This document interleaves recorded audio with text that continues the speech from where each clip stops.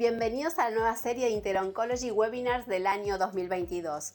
Hoy traemos a esta plataforma educativa tratamientos guiados por software menos costosos y menos invasivos.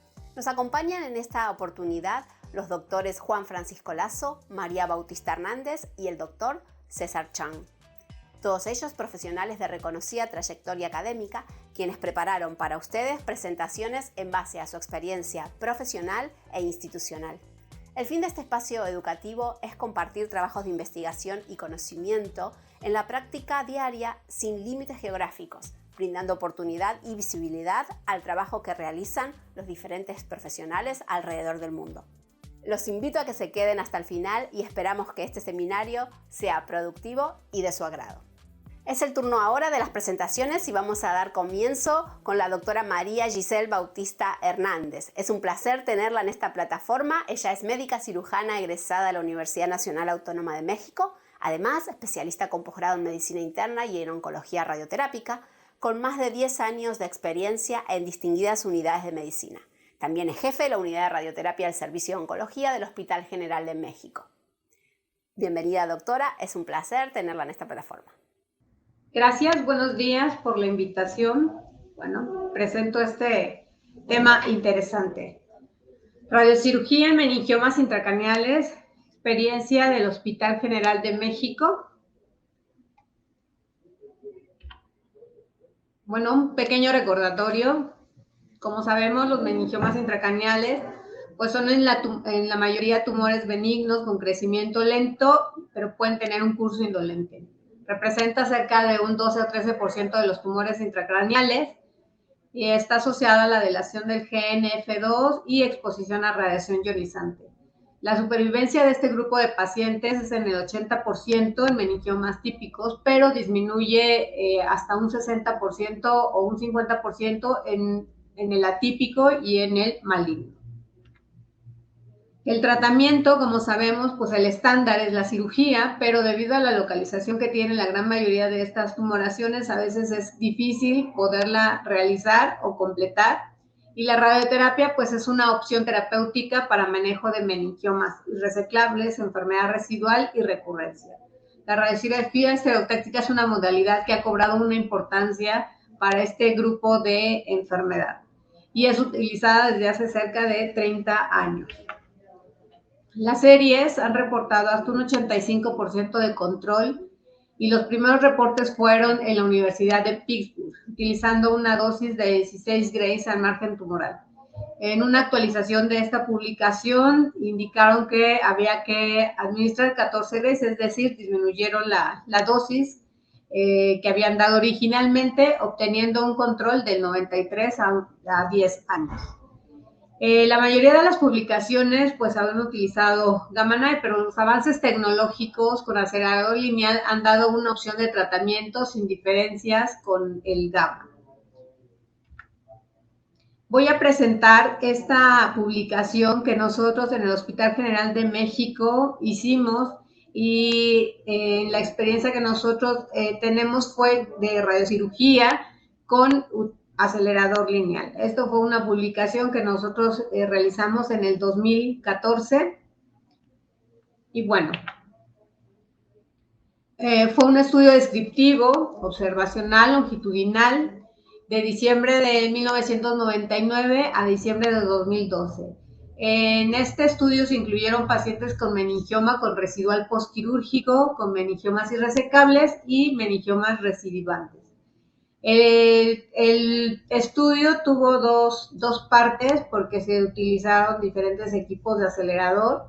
De diciembre del 99 al 2004 se realizó radiocirugía con equipo Electa utilizando un software de planeación de Leinberger con un sistema de estereotaxia, utilizando rayos X de 6 megavolts con conos fijos de distintos diámetros y bueno, la utilización de anillo estereotáctico. Y la otra parte del estudio fue de octubre del 2005 a diciembre de 2012, en donde la radiocirugía fue realizada con equipo acelerador lineal Varian, utilizando un microcolimador MM3 con un software de BrainLab y con un sistema de fijación a través de máscara termoplástica. Sí, en todos los pacientes se realizó una simulación virtual con tomografía y se hizo fusión de imagen con resonancia magnética. Los pacientes que tenían una distancia del quiasma menor a 3 milímetros y aquellos con una dosis al quiasma que podía alcanzar los 8 grays, más a 8 grays, se sometieron a un tratamiento de hipofraccionamiento.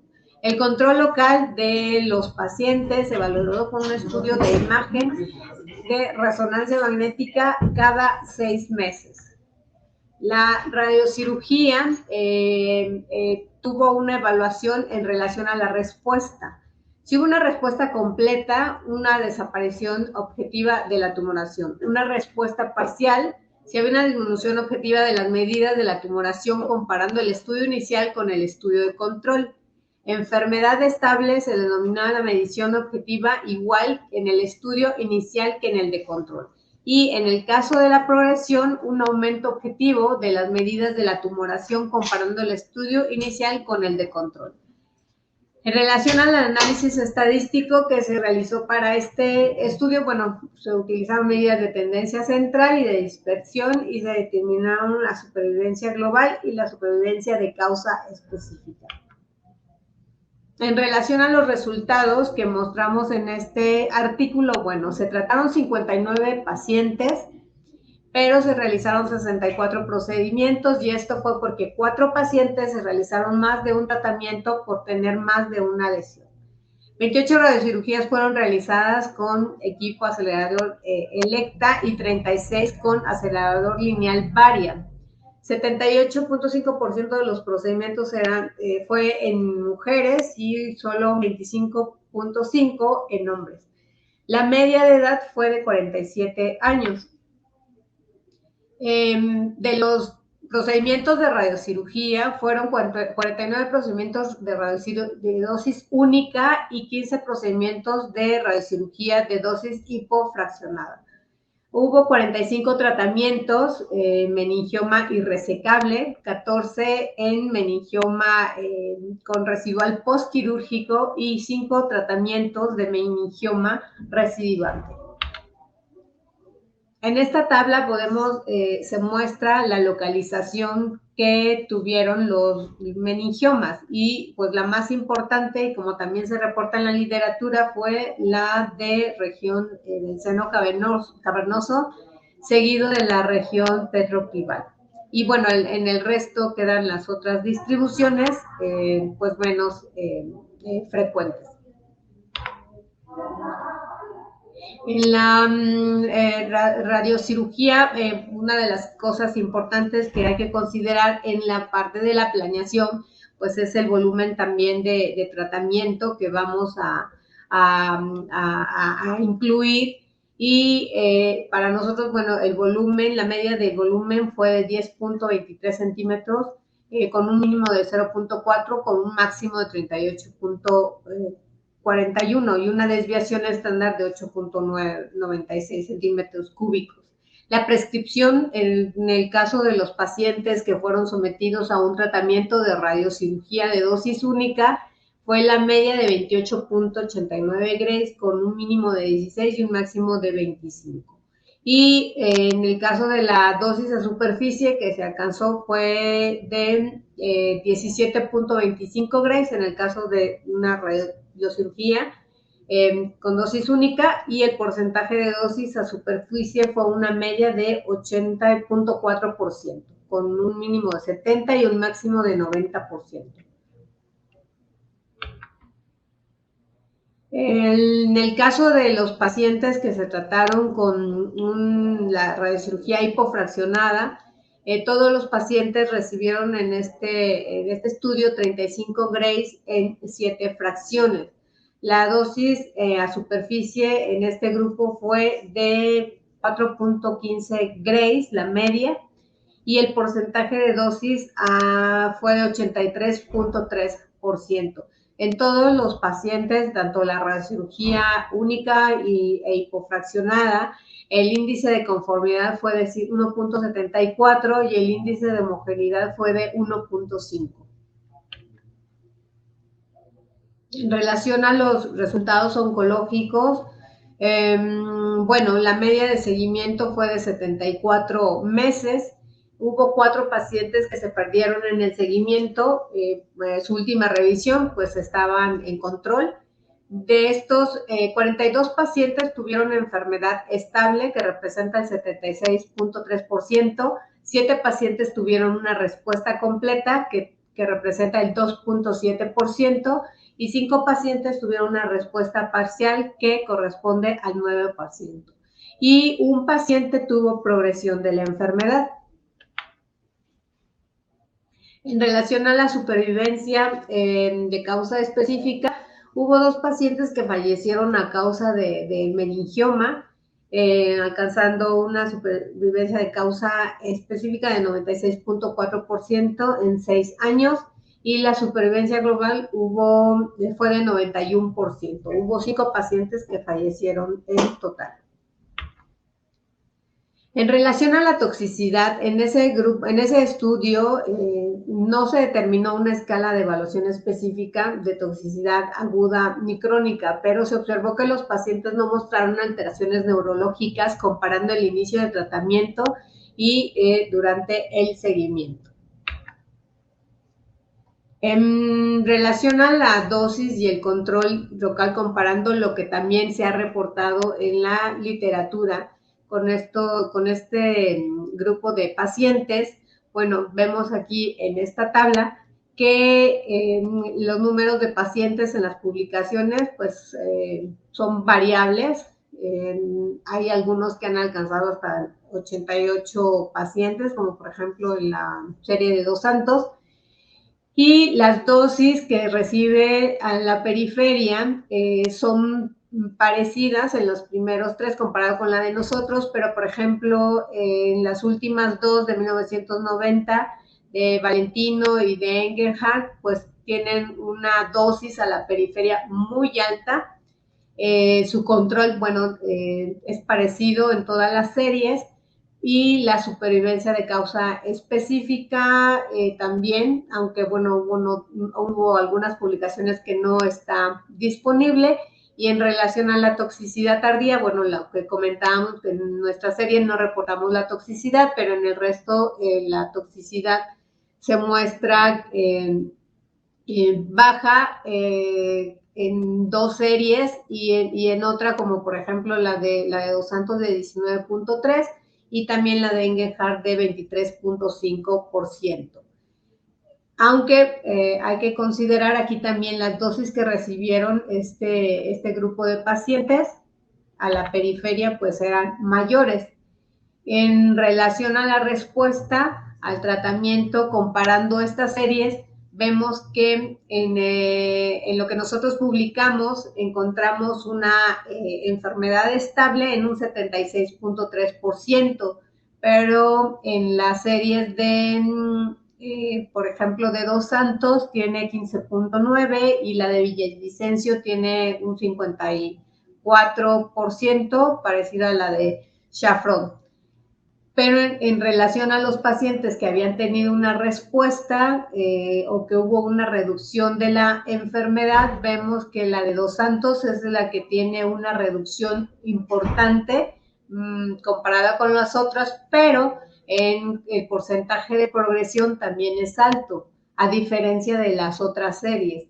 Es decir, a pesar de que para nosotros hubo un mayor porcentaje de pacientes que estaban en enfermedad estable, pero pocos tuvieron una progresión de la enfermedad. En el de Dos Santos tenían muchos, bueno, 73.8% de los pacientes tuvieron reducción, pero la progresión fue mayor. Eso, pues, haciendo estos comparativos de estas series, lo que se ve es que actualmente menos dosis son las que se tendrían que dar para controlar la enfermedad, y probablemente la adecuada selección del paciente en relación a lo que se va a tratar, el volumen de la enfermedad, eso puede ser lo que esté haciendo la diferencia para estos resultados.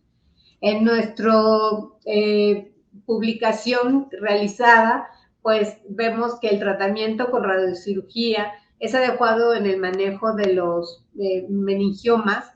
Los avances tecnológicos que han habido en los últimos años han permitido dar tratamientos más eficaces con acelerador lineal. Los resultados en control local son adecuados en nuestra serie, se comparan con los reportados en la literatura. Hay tendencia a disminuir la dosis de prescripción, ya que no se ve mayor impacto en el control local, pero sí podemos tener una menor toxicidad para los pacientes en cuanto a las dosis a los órganos de riesgo. Y en lesiones que comprometen los órganos de riesgo cuando se hace la planeación, podemos ver que en el caso de nuestra serie, haber hecho un tratamiento hipofraccionado puede ser una opción de manejo y esto pues va a tener un beneficio para el paciente. Y esta es nuestra experiencia que nosotros presentamos en ese año. Actualmente, bueno, habrá que hacer nuevas modificaciones con pues las nuevas técnicas que hay con los equipos que se tienen. Y esta sería la última. Muchas gracias. Muchas gracias, doctora Giselle Bautista, por su presentación. Es el tiempo ahora de las preguntas. Si es tan amable, le voy a formular la pregunta correspondiente a su presentación. La primera pregunta, doctora, que queríamos formularle es si existe alguna diferencia entre tratamientos con Gamma Knife y aceleradores lineales y en su punto de vista, ¿cuál sería la mejor opción en cada caso y con cada paciente? Sí, gracias. Gracias por la invitación. La diferencia yo creo que radica en la buena selección de los pacientes. Las dos modalidades de tratamiento son adecuadas. Lo importante es seleccionar los pacientes que vamos a tratar y cuál es la finalidad de ese tratamiento. ¿Qué estamos buscando para el paciente? Muchas publicaciones fueron de Gamma Knife. Actualmente, pues, las modificaciones en la tecnología en aceleradores lineales han permitido también esta opción de manejo para este grupo de pacientes y han dado buenos resultados. Entonces, las dos técnicas, las dos modalidades son adecuadas y esto, pues, para este grupo de pacientes creo que es una certera opción, ya que pues muchos pacientes no pueden ser operados o tiene que completarse el tratamiento con radioterapia. Y creo que las dos modalidades son certeras, solo hay que tomar en consideración una buena selección de los pacientes. Muchísimas gracias, doctora. Y otra de las preguntas que le queremos formular es si podría mencionar dos aspectos fundamentales a tener en cuenta por los colegas de su especialidad en cuanto a los beneficios de la planificación en el tratamiento. Sí, aquí es importante cuando está realizándose la planeación del tratamiento, pues de primera instancia, la localización que hay de esta enfermedad a veces hace inaccesible un tratamiento quirúrgico, pero con el tratamiento de radiocirugía nos puede permitir hacer una adecuada cobertura de la tumoración y lo que es importante es ver el volumen que vamos a nosotros a radiar. Siempre se prefieren volúmenes que sean pequeños, pero al final los pacientes cada paciente es diferente y se tiene que individualizar también el tratamiento. El volumen es algo importante que debemos de considerar para este grupo de pacientes y también la colaboración de los neurocirujanos para la delimitación de los volúmenes de tratamiento, tanto para la tumoración como para los órganos de riesgo. Creo que esas son las cosas importantes que hay que considerar en una planeación, ya sea con los diferentes sistemas que tenemos, que actualmente se utilizan, pero eso sería lo importante. Muchísimas gracias, doctora Giselle Bautista Hernández desde México. Le agradecemos su participación y por nuestra parte entonces continuamos con el siguiente expositor. Gracias. Los invito a que vean el video de nuestro patrocinador BrainLab.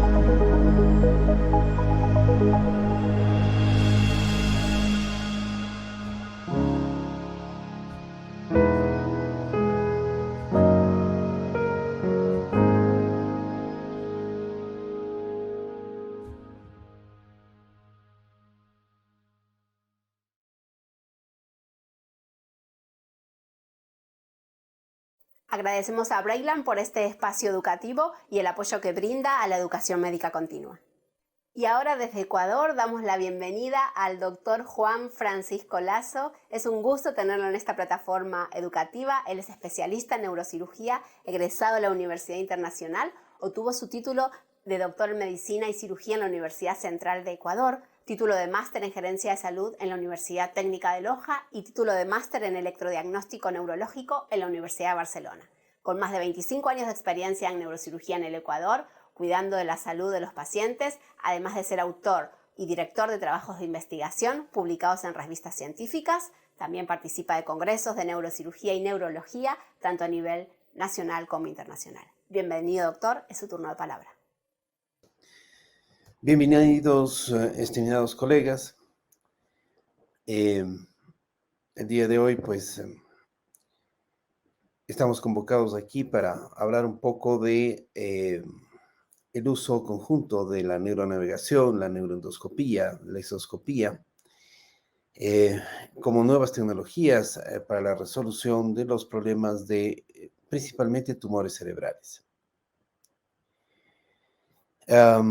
Todos conocemos la dificultad que tenemos cuando queremos acceder a un tumor y este tumor pues está en una zona profunda y el momento que abrimos el cráneo, si bien la anatomía nos guía magníficamente hacia la lesión, pues la ayuda del navegador y la tecnología actual nos permite hacerlo de manera mucho más precisa. La posibilidad de usar accesos mínimamente invasivos o endopuertos, pues nos ha permitido conseguir mejores resultados con menos lesión de tejido colateral. La anatomía, dentro del concepto de las diferentes fibras del sistema nervioso del cerebro especialmente, nos permite acceder a estos tumores navegando entre las fibras, evitando cortarlas en un sentido transversal y en su lugar más bien navegar a través de ellas. Y esto es factible cuando podemos hacer una planeación de este acceso usando el fiber tracking y los recursos de la neuronavegación. Bueno, el navegador, como todos sabemos, es una especie de GPS que al igual que como navegamos a través de los mapas del planeta, nos permite navegar a través de las estructuras anatómicas y llegar, en el caso del cerebro, a donde está nuestro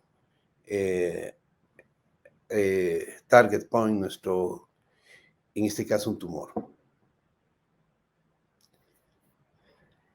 Esto lo conseguimos, por supuesto, haciendo trayectos que podríamos hacerlos desde una planificación previa.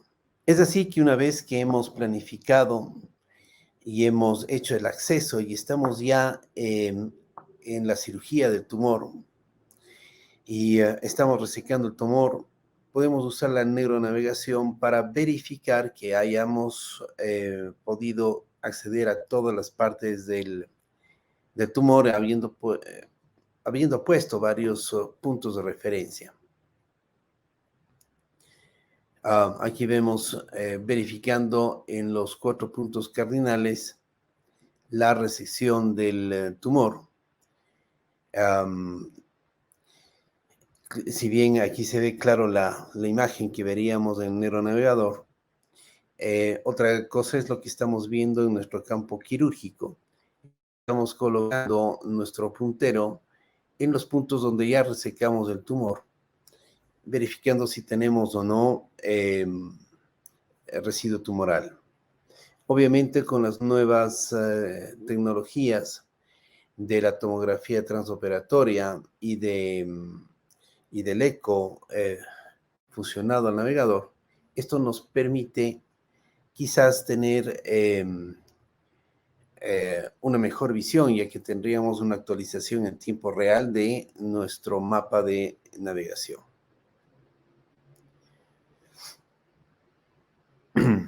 Bien, es así que previo a la cirugía, pues podemos realizar una navegación, una planificación del área quirúrgica. Como lo podemos ver acá, estamos con el navegador haciendo la planificación, coloreamos el tumor. Este tumor es posible verlo en 3 dimensiones, aquí ya coloreado, y poder acceder, explorar todos los accesos posibles a esta lesión. Viéndole desde todos los planos que el momento de la cirugía y el momento de considerar las otras estructuras que vamos a tener cercano al tumor nos es realmente útil. Obviamente siempre fusionando la anatomía que tenemos en nuestra mente con las imágenes que nos da el navegador. Aquí le vemos el tumor ya con la trayectoria trazada, que aquí podemos verla incluso en 3D. Tenemos aquí un glioma. Verificamos que esta sea la trayectoria correcta y podemos a través de estas cortes en tercera dimensión hacer una exploración adicional de otras estructuras que podrían estar vinculadas a la lesión, ya sea en lo profundo o en la superficie, y combinar cortes sagitales y coronales como estamos viendo en la imagen. También podríamos hacer un seguimiento de la vía de abordaje utilizando el abordaje quirúrgico que hicimos y navegar haciendo el corte como que estuviéramos entrando por la cirugía y de esa manera ver qué estructuras nos podemos encontrar en el camino y que no nos sorprenda ninguna estructura, ni ningún vaso, ni ninguna área que queramos nosotros preservar.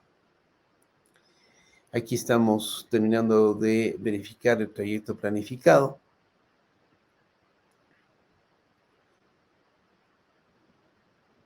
Y luego podemos hacer la planificación a través de las fibras cerebrales para poder navegar entre ellas de la misma manera que navegaríamos a través de una cortina. Aquí vemos el tumor. La relación de las fibras cerebrales con el tumor, tanto fibras longitudinales como verticales, y es posible de esa manera acceder al tumor desde una vía segura sin dañar ninguna de las fibras cerebrales. Una vez, claro, ya en la cirugía, verificamos en todos los puntos cardinales que el acceso haya sido el que hemos querido realizar. Pensamos es muy importante durante la cirugía el utilizar el monitoreo neurofisiológico transoperatorio, el uso, por supuesto, de potenciales evocados somatosensoriales y el uso de, usamos especialmente nosotros en nuestra succión, es una succión que emite un pulso eléctrico, de tal manera que si en algún momento nos acercamos a un área elocuente, o más bien dicho, a un área motora, estos pulsos eléctricos van a empezar a generar respuestas en el cableado que tenemos hacia el sistema periférico y podemos así evitar una lesión, por ejemplo, de la vía motora. Entonces, aquí vemos los potenciales evocados motores. Utilizamos de tronco cerebral cuando estamos en fosa posterior. También los potenciales visuales cuando estamos en hipófisis. y la electromiografía en el contexto de que se estimularía con esta succión con punta que produce estimulación. Esta punta con estimulación desencadenaría una respuesta en la electromiográfica en los músculos testeados. Es importante también el uso del endopuerto, los accesos tubulares, que nos permiten acceder a zonas profundas, afectando menos el tejido cerebral circundante a estas lesiones. Este acceso tubular, al repartir la retracción en un área circular, disminuye la presión que podríamos tener sobre un punto particular del cerebro, como ocurre cuando usamos un retractor o una paleta retractora que generaría una presión mayor sobre una sola área en el campo quirúrgico. Hablemos que si el retractor cerebral tiene 360 grados, reparte la presión que tengamos que hacer para retraer estructuras en 360 grados, mientras que un separador cerebral, una paleta, la aplicaría sobre, digamos, 40 de esos 360 grados, que es lo que más o menos ocuparía en ancho esta paleta. Ese tipo de accesos también nos permite llegar a otras lesiones, no solamente tumores cerebrales, sino, por ejemplo, hematomas. Aquí vemos un acceso neuroendoscópico usando estos retractores, en este caso un tumor profundo en un meningioma del polo frontal del ventrículo, y estamos aquí trabajando a través del endopuerto, a través del acceso cerebral tubular, y estamos resecando el tumor con control neuroendoscópico. El uso del aspirador ultrasónico nos facilita también la resección, y esto nos permite, controlado con el navegador, conseguir nuestro objetivo, que sería la resección de la lesión. Estamos completando la resección y vemos aquí ya el área libre del tumor. Este es el control postoperatorio.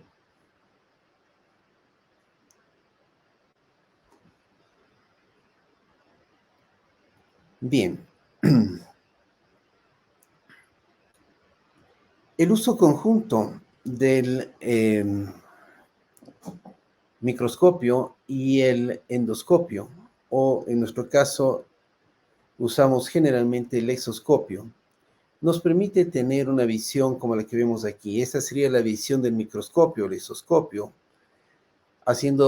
emulando al GPS. Es como este viaje que hacemos desde la estratosfera hasta el lugar donde podemos ver los techos de las casas, las calles de las casas, que es lo que nos permitiría hacer el exoscopio. Sin embargo, el neuroendoscopio nos permite bajarnos a la calle que está frente a la casa y, como vemos, ver todas las esquinas, ver en todas las direcciones, y de esa manera acceder a una visión 360 y una resección más completa de la lesión.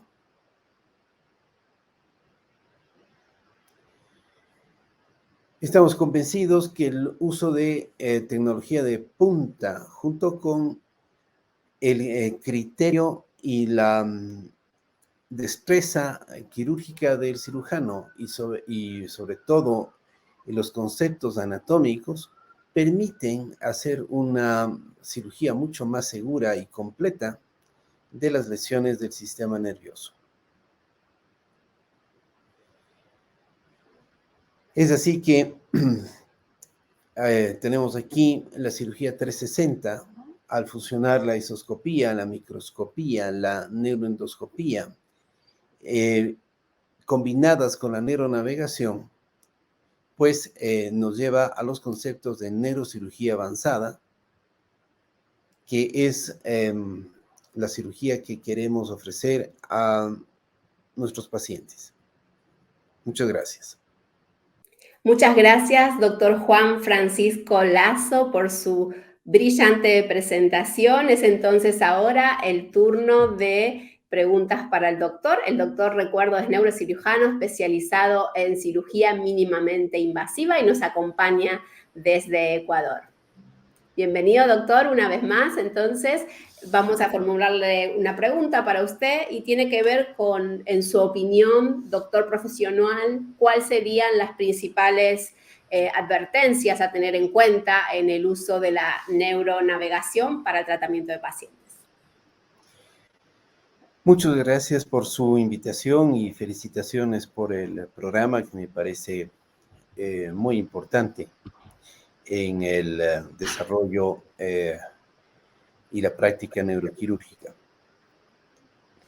En realidad, es importante en el contexto de el momento de abordar un paciente con neuronavegación, recordar que la neuronavegación no va a reemplazar al concepto anatómico del cirujano y a las destrezas del cirujano. Es una herramienta más. La mayor parte del problema se pueden producir en la neuronavegación es el rato en que estamos operando al paciente y la imagen del navegador no cuadra con el concepto o la imagen anatómica que teníamos, y entonces empezamos en un problema. Generalmente, cuando se produce este divorcio entre la imagen anatómica o lo que estamos viendo ese rato en el paciente y lo que nos muestra el navegador, esto podría estar en relación a que se ha perdido el enlace entre el navegador y el paciente. Hay que acordarnos que el navegador está trabajando en una imagen virtual y nosotros estamos trabajando sobre un campo real. Entonces, es importante ese rato revisar si es que estamos correctamente linkeados con el navegador, correctamente enlazados con el navegador. Y claro, cuando ya hemos sacado la mitad de la lesión, pues las relaciones anatómicas en la zona van a cambiar. Las nuevas tecnologías como la tomografía transoperatoria o el eco transoperatorio podrían subsanar este problema haciendo un nuevo escaneo y esto empatando con y corrigiendo la imagen que podríamos tener en el navegador. Pero sí es importante mantener clara la idea, especialmente si no tenemos estas tecnologías, lo cual es muy común, el pensar que es importante que prevalezca nuestro criterio anatómico y que para sacarle provecho a la navegación podríamos revisar el enlace que tenemos con el navegador y de esa manera pues poder corregir el problema en el curso de la cirugía.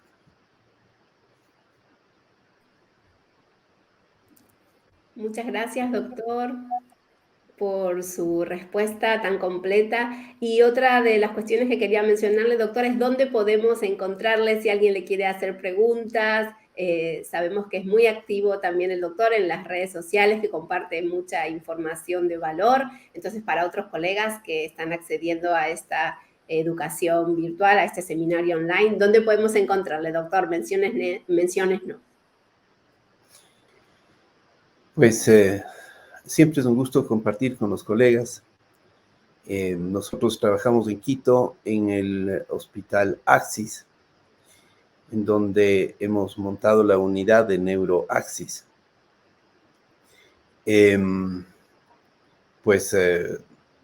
Siempre estamos prestos con toda la hospitalidad de si alguien quiere visitarnos.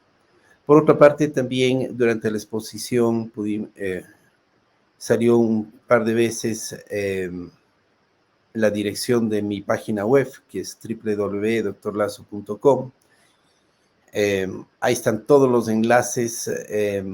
Si queremos comunicarnos por correo electrónico, pues siempre estaremos gustosos de estrechar una mano y conversar de estos temas. Gracias. Muchas gracias, doctor Juan Francisco Lazo desde Ecuador. Fantástica presentación. Quedamos entonces en contacto y atento a lo que el doctor nos mencionó. Buenas tardes, doctor. Muchísimas gracias. Un saludo. Muchas gracias. Un saludo y nuevamente una felicitación por tan importante programa. Gracias. Y antes de la última presentación, los invito a que vean el video de nuestro patrocinador, BrainLab. Elements Multiple Brain Mets SRS allows users to create consistent, high-quality radiosurgery plans for the simultaneous treatment of multiple lesions with a single isocenter. The software automatically creates a volumetrically optimized dynamic conformal arc plan based on predefined protocols. Typical plan generation with Elements Multiple Brain Mets SRS takes less than 5 minutes. After image fusion and segmentation of the targets and organs at risk, the first step is to select a customizable clinical protocol to define the initial setup and prescription. This also includes constraints for the organs at risk and automatically adapted target margins, considering location and size of the lesion. Based on case-specific location and number of lesions, a dedicated and patented 4-pi algorithm determines the most optimal number of arcs, their associated table angles, and gantry span. It then assigns the targets to specific arcs to avoid irradiation of critical organs, minimize dose delivered to normal brain tissue, and best achieve target coverage. Guaranteed target prescription coverage is achieved using multiple non-coplanar arcs. Multi-leaf collimator apertures are tuned to optimize conformity and gradient and to target all metastases with a single isocenter. Right after calculation, the plan analysis table, displayed as intuitive traffic lights, shows if all constraints are fulfilled. Plan quality can be evaluated using the preset plan qualifiers for each target locally, such as V12, conformity index and gradient index, or for the global plan. The corresponding dose distribution can be evaluated for each metastasis based on the isodose lines or DVH curves. With the different sliders, you can guide the optimizer in certain directions. You can change the prioritization between low or high normal tissue sparing and target homogeneity. The result of the patented target grouping and arc assignment algorithm in Elements Multiple Brain Mets SRS can best be visualized in the Beam's eye view. Two metastases lining up in the direction of leaf motion are never treated simultaneously. What you can also see here is dynamic jaw tracking, now available not only in combination with the Elekta MLC, but also for Varian. This further reduces the dose to normal tissue and for Elekta also improves the field shaping for small lesions. To facilitate more detailed analysis, there are several ways to review the treatment plan. Maximum intensity projection shows doses as hotspots delineated by prescription isodose lines. Dose surface shows how much of the object surface is covered by the prescription dose. Dose cloud displays prescription doses as clouds around the metastasis. In combination with ExactTrack patient positioning and monitoring system, it is possible to reduce PTV margins, and smaller target volumes allow the prescription of higher doses. With Elements Multiple Brain Mets SRS, stereotactic radiosurgery is an efficient option for the treatment of multiple tumors in terms of treatment planning time, normal tissue sparing, and delivery time. Y llegamos al final con la última presentación. Un gusto tener aquí al doctor César Chan. El doctor es neurocirujano egresado de la Universidad Autónoma de Barcelona, del Hospital Santa Cruz y San Carlos. Su especialidad es la neurocirugía, pero además abarca subespecialidades como neurooncología, neuropatología y posee un posgrado en neurocirugía en la Universidad Autónoma de Barcelona. También el doctor tiene un máster en servicio de salud en la Universidad Católica de Guayaquil, siendo el pasado presidente de la Sociedad Ecuatoriana de Neurocirugía. Un gusto, doctor. Bienvenido, lo escuchamos atentos. Buenos días a todos. Primero agradecer a InterOncology por esta iniciativa importante a nivel de neurocirugía, promocionando desde el punto de vista académico. El tema es avances en abordaje neuroquirúrgico de metástasis cerebrales, tratamiento personalizado. Siempre es importante iniciar con la parte epidemiológica. En esta patología, la metástasis cerebral ocurre en un 20-40% de los casos diagnosticados con cáncer. La parte epidemiológica cambia en relación a nuestra experiencia y lo que dice la literatura general.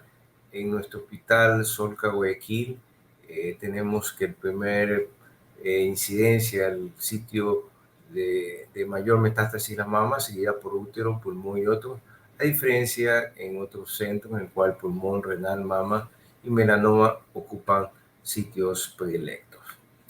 Creemos que esto de la metástasis cerebral hay una tendencia a aumentar las cifras y se debe a una mayor supervivencia de los pacientes que están relacionados a unos buenos tratamientos oncológicos. Los métodos diagnósticos son cada vez más accesibles a los pacientes en las diferentes áreas del mundo y esto pues impide que cada vez mayores casos de pacientes con cáncer puedan desarrollar metástasis cerebrales y que sean diagnosticadas y tratadas por nosotros los neurocirujanos. Esta es una diapositiva clásica en el cual nos habla de la parte pronóstica de los pacientes que llegan a desarrollar metástasis y fue desarrollado por los colegas que hacen radioterapia ya en una época ya de algunos años, décadas atrás, y dividían en 3 grupos, 1, 2 y 3, y los criterios para establecer esta diferencia estaban en la edad, si era menor de 65 años, basal de la enfermedad donde se originaba. En todo caso nos demuestra que estas cifras pues eran bastante limitadas para el pronóstico de nuestro paciente. Sin embargo, esto ha cambiado de forma importante y en la parte sobrevida está básicamente, y como lo vamos a ver en el desarrollo de la charla, determinado por la patología base y los tratamientos oncológicos complementarios que se hagan al paciente que desarrolla metástasis cerebral. Así vemos que en el caso de las mamas, tenemos que los pacientes pueden tener un mismo diagnóstico anatomopatológico y sin embargo su vida es diferente. Y esto se debe a los marcadores biológicos que nos permiten realmente establecer un adecuado tratamiento oncológico postoperatorio y ello determinará la sobrevida. Por ejemplo, aquí brevemente, en este vemos que hasta 6 meses hay hasta un 60%, y en el caso de la línea roja que ustedes ven, son pacientes que tienen la mayor sobrevida y son los que tienen no son adenocarcinomas metastásicos, pero que no tienen realmente los marcadores tumorales específicos, que ya analizaremos en profundidad esto. Bien, los criterios de realizar intervención quirúrgica es establecer el diagnóstico, la descompresión neuroquirúrgica para mejoría de los síntomas y mejorar su calidad de vida. Los pacientes, muchos de ellos pues, operados, hacen una excelente recuperación cuando hay unas indicaciones favorables para ello. Este es el grupo de Anderson, en el cual ya hace algún tiempo estableció que había los criterios para indicar la intervención y que ellos centímetros, una buena localización accesible a la neurocirugía, que sean pacientes que tengan sin cáncer basal y sistémico, esté sujeto a control oncológico, y es importante que los tratamientos se complementan, tanto la quimio y la radio interactúan para ofrecer los mejores resultados. Las lesiones profundas y pequeñas, cuando son múltiples, estos siempre recaen en la radiocirugía estereotáxica y no en una intervención con abordaje quirúrgico directo. Entonces, de acuerdo a una buena indicación, pues vamos a obtener unos buenos resultados, y siempre establecer que la edad, el Karnofsky, el control de la enfermedad craneal, si es una única, si es una lesión grande, la accesibilidad, una buena localización, que no esté en un área elocuente, que haya infiltrado esta área elocuente. Siempre estos son factores que van a determinar un mejor resultado para el paciente. Es importante establecer, como dijimos, que los tratamientos se complementan. Así, en este estudio se analizó que los pacientes que recibían cirugía y radioterapia holocraneal tenían 40 semanas de sobrevivencia frente a aquellos que solo recibían radioterapia holocraneal. De tal forma que esto ya determina cuánto es la diferencia en hacer esos tratamientos complementarios. Y así sucesivamente, si es cirugía más radioterapia en otro grupo, y en todos ellos se pudo demostrar que efectivamente los pacientes con radioterapia y cirugía tienen un mejor pronóstico. Estudio prospectivo de metástasis cerebral, comparando entre cirugía más radioterapias solo con cirugía. Obviamente también la radioterapia ejerce un rol, y se demostró una discreta mejoría en los pacientes que recibían radioterapia, de tal forma que en los casos de metástasis cerebral, y cuando la indicación es dominante, para establecer, este es un cuadro de algoritmo en el cual podemos ver que de acuerdo a las indicaciones, por ejemplo, si son una simple lesión y cuyo tamaño es de más de 30 milímetros, la cirugía es lo indicado.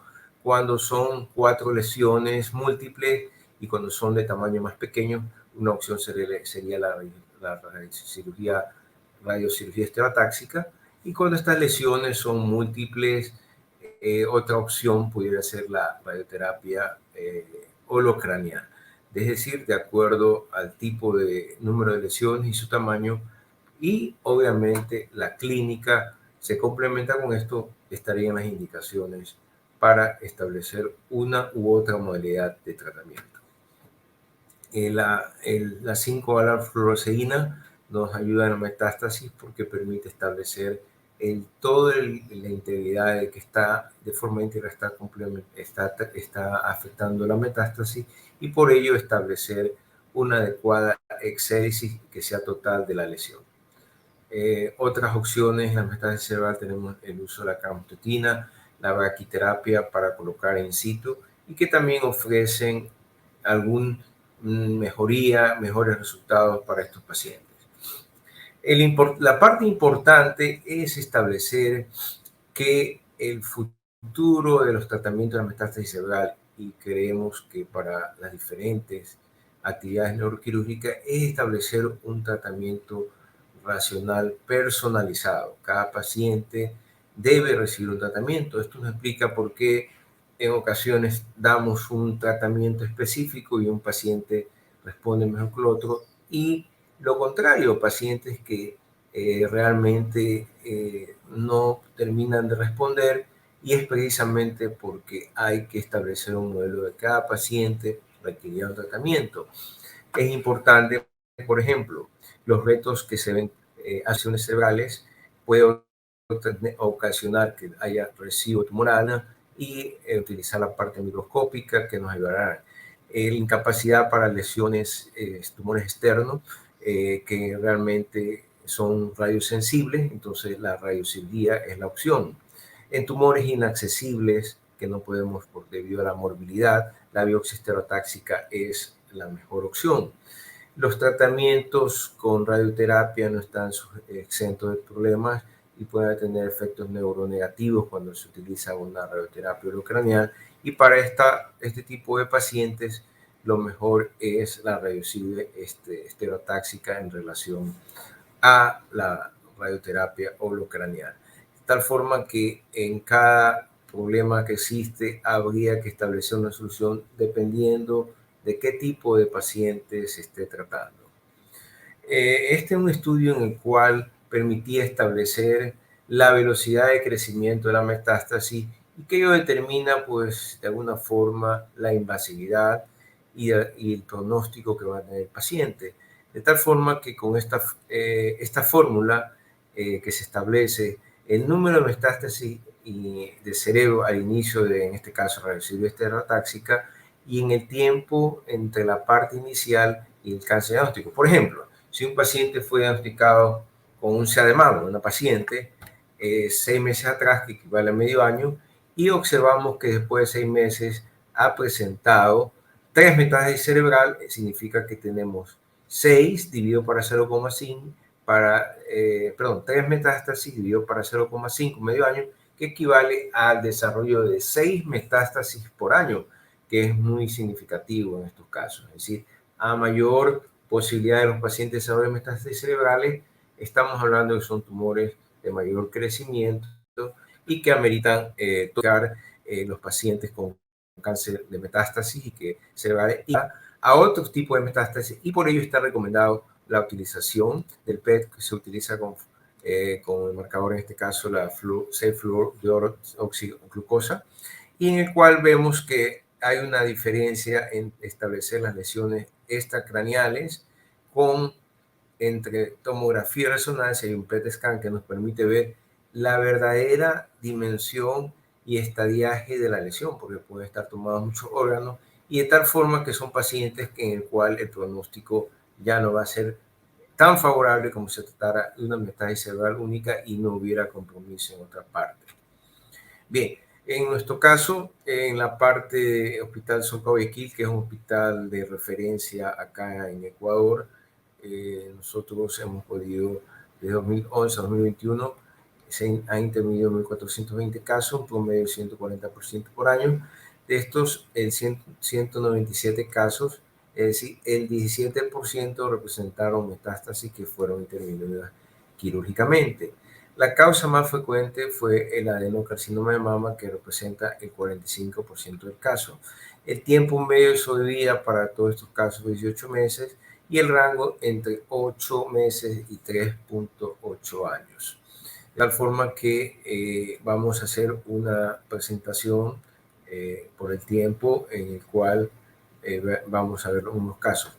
El tiempo de sobrevida, hay una interacción muy importante entre el tratamiento oncológico y lo que nosotros los neurocirujanos podamos ofrecer.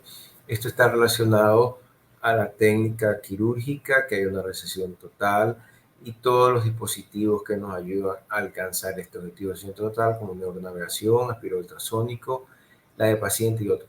En nuestro centro contamos con todos estos dispositivos y hemos realizado las diferentes cirugías con todos estos, resonancia, el tórax, la gamografía ósea, ecografía lunar, que nos permiten establecer, y el PET scan, que también lo practicamos según el caso. Nosotros, la institución dispone del PET scan, que está aquí en Guayaquil, el sitio donde normalmente recibimos todos los casos que soliciten PET scan.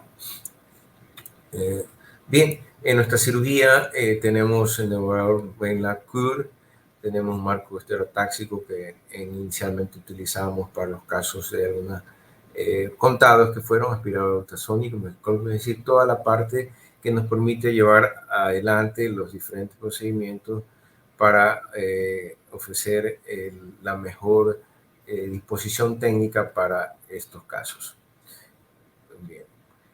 El adenocarcinoma, en 45 de los casos, tenemos estudios inmunocitoquímicos que nos realizan nuestros patólogos, tratando de determinar los diferentes, los triple marcadores, como son estrógeno, progesterona y el ER2, que es un Herceptin.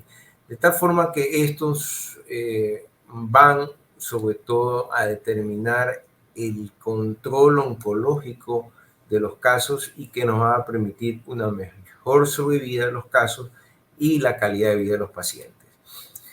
En el caso del receptor H2, la expresión se está dada por pacientes con mama y que hay una mayor resistencia a los tratamientos convencionales y terapia hormonal y por tanto una menor tasa de supervivencia. Es decir, aquellos pacientes que tienen el receptor E2 no responden a la parte hormonal y se utiliza en este caso el trastuzumab, que es un anticuerpo monoclonal hormonizado, y que de esa forma vamos a permitir la mejor supervivencia de la vida. Sin embargo, la contraparte es aquellos pacientes que han seguido un tratamiento endocrinológico con el tamoxifeno, una de las opciones, que estos receptores, los receptores estrogénicos y progesterona, ya nos habla de un tratamiento con el tamoxifeno de tipo endocrinológico y el otro básicamente con el trastuzumab. Y de tal forma que ellos van a responder bien. Estos receptores positivos son de buen pronóstico. Y en el caso que tenemos un artículo reciente, el 2021, que la forma como actúan precisamente estos tratamientos es a nivel de las microglias que actúan permitiéndoles cumplir el rol de defensa y de control de la metástasis a ese nivel. Bien, el tratamiento complementario es la radioterapia holocranial, quimioterapia, radioterapia. Esto es la parte macroscópica, pero todo esto actúa de forma interactiva a nivel microscópico y hay que considerar los factores como son la barrera hematoencefálica, las cell junction, tie junction a nivel microscópico. Todo esto va a favorecer o no en el caso de que estos actúen.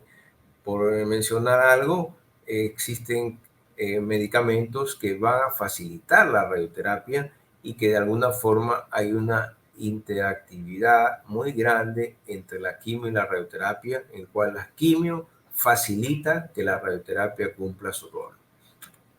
Bien, esto es un caso clínico, una paciente femenina de 49 años con cáncer de mama, que 3 meses estaba ingresado a través de emergencia por deterioro neurológico y con síndrome cerebeloso. Se le aplica TAC resonancia, vemos una gran lesión a nivel de la fosa posterior en el lado derecho. El PET scan no evidenciaba alteraciones a otro nivel, es decir, una metástasis a nivel de muy importante. Señal en cuarto ventrículo, fue sometida a intervención quirúrgica, en tu caso lo operamos en posición sentada. Utilizamos el neuronavegador como planificador de la lesión, el abordaje. Aquí nos ayuda en todos los diferentes pasos hasta llegar a la completa resección, en el cual nosotros vemos que se ha cumplido esa resección en el momento en que ya se ha sacado toda la lesión y que en los controles imagenológicos posteriores van a poner en evidencia lo que estamos comentando. El séptimo día postoperatorio serial alta, tiene el receptor estrogénico puesto en el positivo, muy favorable, ya que con el tratamiento oncológico, sea tamoxifeno u otro, de acuerdo al criterio oncológico, van a responder bien. Esta paciente en control evolutivo tenía 9 meses, estaba asintomática, bien, y le hemos seguido hasta ahora que tiene 3 años y está muy bien. Esta es la parte postoperatoria, a las 24 horas que lo hacemos de forma rigurosa, y en el control postoperatorio a las 8 semanas se ve que ha extirpado toda la lesión y en el cuarto ventrículo está centrado. Este es otro caso, una paciente de 48 años con cáncer de mama, 2 diagnósticos, recibió quimio y radio, y que ingresa también, ingresa por emergencia presentando pues cefalea intensa y una hemiparesia derecha. Se recibe tratamiento y se programa para cirugía. Aquí vemos el gran edema que tiene con el sistema ventricular colapsado, y aquí vemos una imagen de intensidad heterogénea que nos permite pues establecer su extracción. Nos vamos guiando con ello. Miren, vean cómo se ve bien definida la lesión, y se procede a hacer un vaciamiento intratumoral por el gran tamaño de la lesión intracapsular hasta obtener una exéresis total de la lesión. Aquí vemos en los diferentes controles, en el control postoperatorio, vemos cómo ya realmente la lesión ha disminuido el desplazamiento. Es satisfactorio, la paciente más de 2 años de vida y está con tratamiento hormonal porque tuvo positividad para los receptores de estrógeno y progesterona. Otro caso, una paciente de 52 años con antecedente de anorexia ductal, 2 años atrás. Esta es una localización doble lesión, ustedes ven, en el lado derecho y lado izquierdo. Una cefalea intensa y déficit de extremidades inferiores, tercera mala evolución. Izquierda, perdón. Exámenes complementarios, se practicó la anatomía patológica demostró un adenocarcinoma metastásico y la evolución satisfactoria. Recibe radioterapia 30 Grays. Aquí vemos en la resonancia con sus diferentes, la lesión amplia, en su diámetro mayor 5.5 centímetros y con mucho edema que colapsa el sistema ventricular. Se planifica para neuronavegación y siguiendo el criterio, pues se hace la cráneo, se procede a su exéresis. La paciente a las 24 horas extubada y ha seguido el déficit y es una lesión bastante amplia, como podemos ver aquí. Una lesión bastante amplia. En este caso se la pudo sacar en bloque.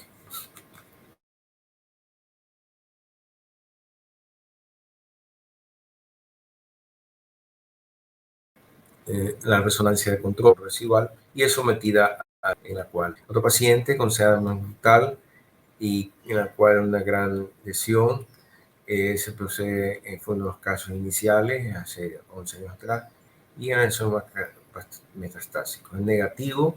Miren, esto de ser negativo ya implica en este caso que no se va a poder utilizar, y lo importante es ver que se comprueba que está afectado en otros diferentes niveles, como hay aquí, no tenía el diagnóstico y de esa forma la paciente se hace su diagnóstico.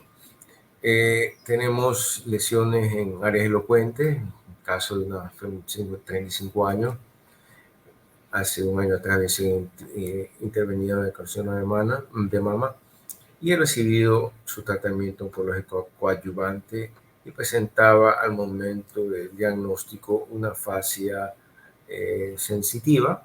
Aquí vemos la lesión localizada en el lóbulo temporal izquierdo. Se planifica con el navegador.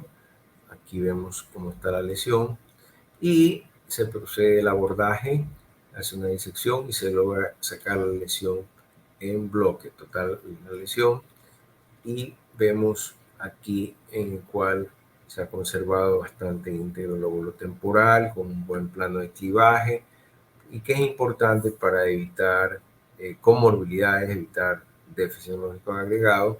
Aquí salió la lesión en bloque, como ustedes pueden ver, y en el TAC postoperatorio vemos como los cambios postoperatorios son mínimos, que de alguna manera balizan que no haya deterioro neurológico postoperatorio, y también para los problemas de epilepsia, problemas convulsivos cuando hay una gran cicatriz a este nivel.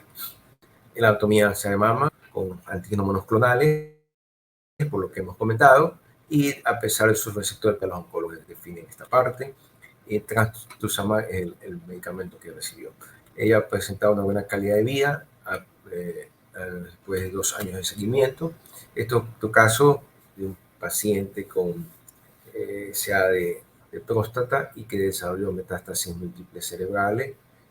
También estaba con una deficiencia, y en el cual pues en estos casos pasa directamente a radioterapia porque ya tenemos el diagnóstico base, no tenemos que hacer biopsia y el oncólogo y la radioterapia seguirán su tratamiento. Nosotros nos encargamos de evitar las convulsiones y ver la parte evolutiva de que las lesiones vayan cediendo.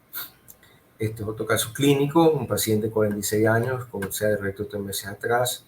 Hay un deterioro importante cuando llega a la emergencia que obliga a intubación. Se practica una cirugía de emergencia porque estaba en grave deterioro neurológico. Y aquí vemos cómo es una lesión que se localiza en el lóbulo occipital izquierdo con gran efecto de masa, colapso del sistema ventricular, herniación que condicionaba y terminaba su estado neurológico.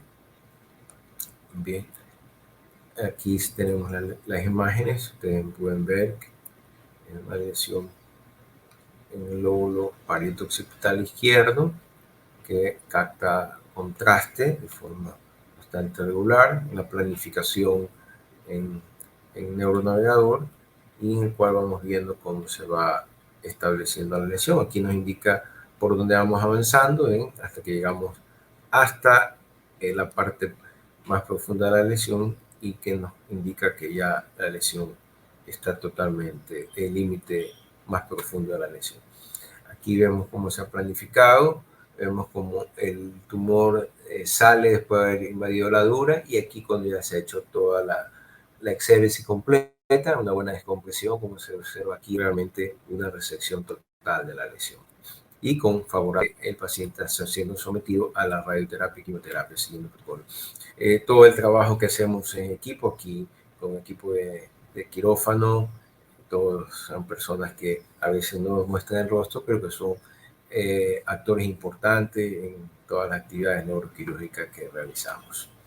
Las conclusiones, podemos establecer que hasta 40 pacientes con cáncer presentan metástasis cerebrales y es posible que esta cifra aumente por mayor supervivencia, mejor tratamiento oncológico, procedimiento diagnóstico. En el caso nuestro, la experiencia mayor es en cáncer de mama, que está en 45%. El tratamiento debe ser siempre multimodal, incluyendo cirugía, radioterapia convencional, radiocirugía, quimioterapia, hormonoterapia. Y los factores que determinan la intervención son aquellos que hemos comentado, entre ellos el tamaño de la lesión, localización, la clínica, que van a determinar que el neurocirujano ocupe un rol activo para conseguir remontar y mejorar la calidad de vida de estos pacientes, de tal forma que todos estos casos deben ser operados y en las grandes series en todo el mundo una buena calidad de vida y está cambiando a ofrecer mejores técnicas neuroquirúrgicas, buen tratamiento oncológico y es el mejor en las opciones terapéuticas y nosotros tenemos una sobrevida de aproximadamente algunos más de 3 años y un promedio alrededor de 2 años y con lo más importante, ofreciendo una buena calidad de diagnóstico aceptable hasta su último momento y realmente lo que determina el desenlace de estos pacientes es la patología base y la extensión de la enfermedad a otros sitios, porque la parte cerebral en la mayoría de estos casos está solucionado y los pacientes viven por eso durante este tiempo. Continuar ofreciendo las excesos y eso nos va a traer un paciente que tenga un buen Karnofsky, una buena calidad de vida y que es lo que persigue todos los criterios neuro-oncológicos y oncológicos generales. Bueno, agradecer nuevamente por la atención, la gentileza de InterOncology por permitirme ser parte de esta gran iniciativa. Muchas gracias y que tengan un buen día. Muchas gracias, doctor César Chon. El doctor es jefe de servicio, coordinador de neurocirugía del Hospital Solca. Y vamos ahora a formularle unas preguntas que tenemos para el doctor, si es tan amable. La primera de las preguntas tiene que ver, doctor, con cuáles serían para usted los principales desafíos a los que se enfrentan los colegas neurocirujanos en el campo de la neuronavegación. Bueno, en realidad siempre las amenazas están conjuntamente con las oportunidades. El neuronavegador como tal es un implemento que ayuda muchísimo, pero siempre presenta alguna debilidad o algo que necesita ser mejorado. Y en este caso es que se puede perder la parte real por varios factores. Entonces, hay nuevas versiones del neuronavegador que permiten y van a permitir que el neurocirujano pueda hacer el trabajo como si estuviera siempre en tiempo real y que eviten, por ejemplo, el brain shift, la desviación cerebral cuando sale el líquido cefalorraquídeo, cuando ya se ha comenzado a sacar el tumor, que van a ocasionar que se pierda la exactitud en la neuronavegación. ¿Cuál es el criterio actual para eso? Se vale, en este caso, de la ecografía y quizás el juntar un equipo, el ecógrafo con el neuronavegador, permitirá superar estos pequeños detalles técnicos que nos permiten que yo creo que en el futuro se está trabajando con la neuronavegación sin saber que se van a modificar por estas variables el trabajo que está realizando. Muchas gracias. Y la siguiente pregunta, doctor, tiene que ver con si usted pudiese mencionar dos principales beneficios de la utilización de la neuronavegación. ¿Cuáles serían? Yo creo que el principal beneficio es los puntos más importantes, el paciente. El paciente puede ser operado con menor tiempo, con más exactitud, sacándole el tumor, porque tenemos un equipo que nos ayuda. Aparte, digamos, es un trabajo complementario, no es que reemplaza al neurocirujano, no es que reemplaza al microscopio, sino que en forma sinérgica ofrecen esto de sacar todo el tumor, disminuir el tiempo quirúrgico, el sangrado, evitar complicaciones, y el resultado final es un paciente con una buena intervención, una menor hospitalización, una menor transfusión y todo lo que persigue el paciente, que el caso de él sea exitoso dentro de las posibilidades y para lo que se está ofreciendo el procedimiento neuroquirúrgico. El otro punto es la parte del cirujano, la seguridad, para poder ofrecer todo esto teniendo este equipo que le va a facilitar ese trabajo y que le va a permitir llevar a ese objetivo, que es sacar el tumor y resolver el caso del paciente con esas diferencias importantes comparativas cuando no utiliza el neuronavegador. Nuevamente, es un equipo que no va a reemplazar al neurocirujano, sino que le ayuda a realizar con más eficiencia su trabajo y ofreciendo el mejor resultado con seguridad para el paciente. Muchísimas gracias. Eficiencia y resultados, entonces. Perfecto, doctor. Yo le agradezco infinitamente la excelente presentación, completísima, y esperamos volver a tenerle pronto en esta plataforma educativa. Doctor, ¿quiere decir algo más para despedirse? Muchas gracias. Esperamos que continúe la que hace usted, licenciada Carruego, y felicitaciones por todo lo que ha hecho. Todo esto lo ha hecho de forma ininterrumpida, de forma continua, y eso pues tiene un gran aval para acá en el campo de nuestra, que es la neurocirugía, y nuevamente pues nuestras oraciones para que continúe llevando adelante este gran trabajo. Y gracias otra vez. Muchas gracias, saludos al Ecuador, cuídense, adiós y gracias a todos los que están aquí presentes. Buenas noches. Y llegado al final de este webinar, queremos agradecer una vez más a los ponentes por compartir sus experiencias con todos nosotros, al patrocinador Brainlab por su apoyo y a ustedes por sumarse nuevamente. Les invitamos a la siguiente serie el próximo 18 de marzo en esta misma plataforma y en el mismo horario, donde seguiremos abordando avances en neurocirugía y radiocirugía. Les mando un cordial saludo a todos y hasta la próxima.